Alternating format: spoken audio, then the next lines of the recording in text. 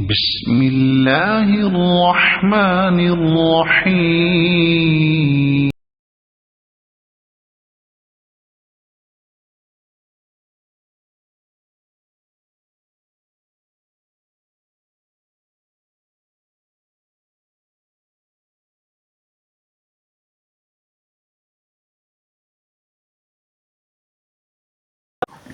شروع اللہ کے نام سے جو بڑا مہربان نہایت رحم کرنے والا ہے۔ اسلام کی ابتدائی تاریخ میں جنگ فجار حلف الفضول دو اہم واقعات ہیں جو معاشرتی انصاف اور انسانی حقوق کی بنیاد رکھتے ہیں۔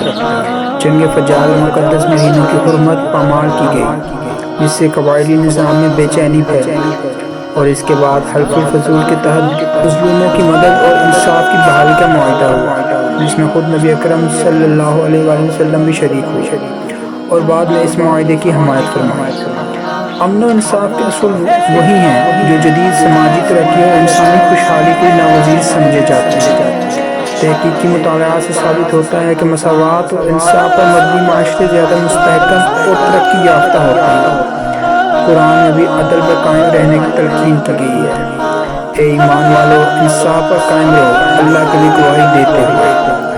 یہ واقعات ہمیں سکھاتے ہیں کہ ایک پرامن اور منصفانہ معاشرے کی تشکیل کے لیے اجتماعی کوششیں ضروری ہیں۔ اسلام سے پہلے عربوں میں لڑائیوں کا ایک طویل سلسلہ جاری تھا۔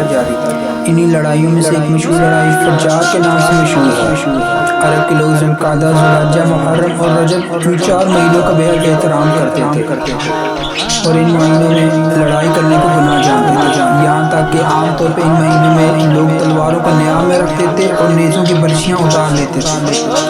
مگر اس کے باوجود کبھی کبھی کچھ ایسے ہنگامی حالات درپیش ہو گئے کہ مجبوراً ان مہینوں میں بھی لڑائیاں کرنی پڑیں، تو ان لڑائیوں کو اہل عرب حروف فجار یعنی گناہوں کی لڑائیاں کہتے تھے۔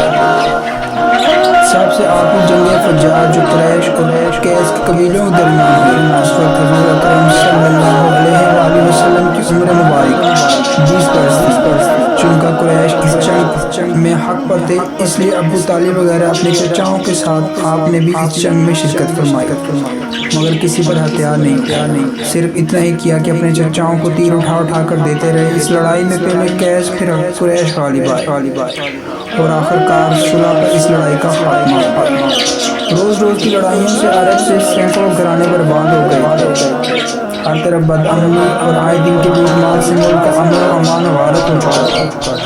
کوئی شخص اپنی جان و مال کو محفوظ نہیں سمجھتا تھا، نہ دن کو چین نہ رات کو آرام۔ اس وحشتناک صورتحال سے تنگ آ کر کچھ صلح پسند لوگوں نے جنگ فجار کے خاتمے کے بعد ایک اصلاحی تحریک چلائی۔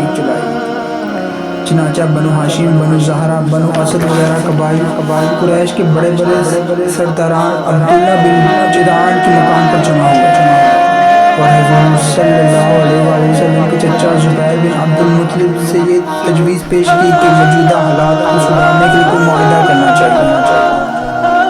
چنانچہ خاندان قریش کے سرداروں نے بقائے باہم کے اصول پر جیو اور جینے دو کی قسم کا ایک معاہدہ کیا اور حلف اٹھا کر عہد کیا کہ ہم لوگ ملک سے بدامنی دور کریں گے، مسافروں کی حفاظت کریں گے، غریبوں کی امداد کرتے رہیں گے، مظلوموں کی حمایت کریں گے، کسی ظالم یا غاصب کو مکہ میں نہیں رہنے دیں گے۔ اس معاہدے میں حضور اقدس صلی اللہ علیہ وآلہ وسلم بھی شریک ہوئے اور آپ کو یہ معاہدہ اس قدر عزیز تھا کہ اعلان نبوت کے بعد آپ فرمایا کرتے تھے کہ اس معاہدے سے مجھے اتنی خوشی ہوئی کہ اگر معاہدے کے بدلے میں کوئی مجھے سرخ رنگ کے اونٹ بھی دیتا تو مجھے اتنی خوشی نہیں ہوتی۔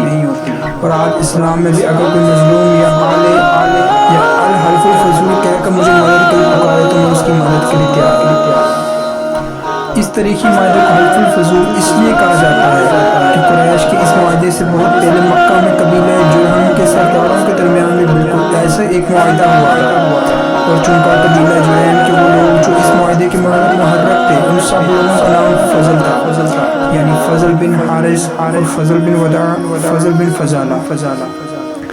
اس لیے اس معاہدے کا نام حلف الفضول رکھ دیا گیا، یعنی ان چند آدمیوں کا معاہدہ جن کے نام فضل تھے۔ عدل و انصاف کسی بھی مہذب معاشرے کی بنیاد ہے۔ تاریخ گواہ ہے کہ وہی اقوام ترقی کے مناظر طے کرتی ہیں جو عدل و مساوات کو اپنا شعار بناتی ہیں۔ اسلام نے انصاف کو ایمان کا حصہ قرار دیا اور قرآن مجید میں واضح فرمایا، بے شک اللہ عدل، احسان اور رشتہ داروں کو دینے کا حکم دیتا ہے۔ اور بے حیائی، برائی اور سرکشی سے منع کرتا ہے۔ سائنس بھی تصدیق کرتی ہے کہ معاشرتی استحکام، امن اور خوشحالی کا راز انصاف کے عملی نفاذ میں پوشیدہ ہے۔ جہاں انصاف کمزور اور طاقتور کے لیے یکساں ہو، وہاں ترقی ناگزیر ہوتی ہے۔ ہمیں چاہیے کہ عدل و انصاف کے اصولوں کو اپنائیں اور ایک ایسا معاشرہ تشکیل دیں جہاں ہر فرد کو اس کا حق بلا تفریق حاصل ہو۔